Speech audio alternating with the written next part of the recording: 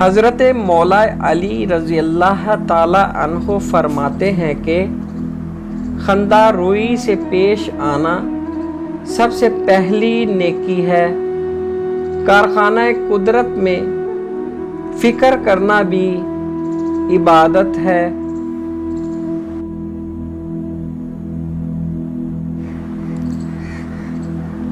عقیدہ میں شک رکھنا شرک کے برابر ہے۔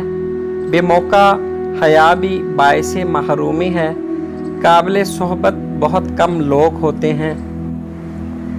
شکر نعمت حصول نعمت کا باعث ہے اور ناشکری حصول زحمت کا باعث ہے۔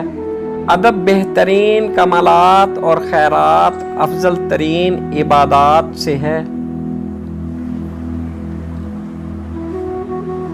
موت ایک بے خبر ساتھی ہے۔ زمانہ کے پل پل کے اندر آفات پوشیدہ ہیں۔ عبادت پر غالب آنا کمال فضیلت ہے۔ عقل مند اپنے آپ کو پست کر کے بلندی حاصل کرتا ہے اور نادان اپنے آپ کو بڑھا کر ذلت اٹھاتا ہے۔ عقل دو قسم کی ہوتی ہے، طبعی اور سماعی۔ عقل سماعی سے کوئی فائدہ حاصل نہیں ہوتا۔ اگر طبعی عقل نہ ہو، جیسے بصارت نہ ہو، سورج کی روشنی بیکار ہے۔ دوستی ایک خود پیدا کردہ رشتہ ہے۔ گناہوں پر نادم ہونا ان کو مٹا دیتا ہے اور نیکیوں پر مغرور ہونا ان کو برباد کر دیتا ہے۔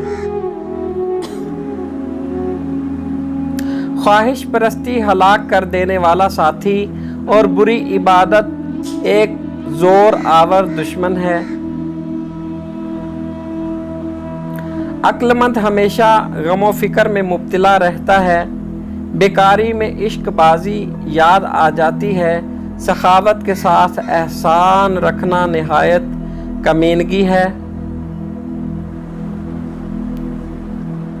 فاسق کی برائی بیان کرنا غیبت نہیں، ہوشیاری اس کا نام ہے کہ انسان اپنے تجربہ کو محفوظ رکھے اور اس کے مطابق کام کرے۔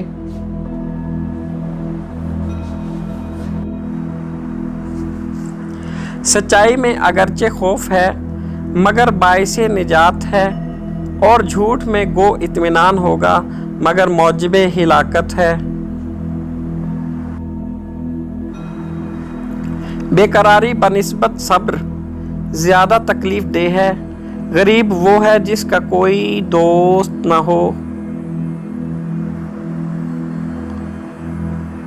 تنگ دستی جسے لوگ محبوب سمجھیں اس مالداری سے اچھی ہے جس سے انسان گناہوں اور خرابی میں مبتلا ہو کر ذلیل و رسوا ہو۔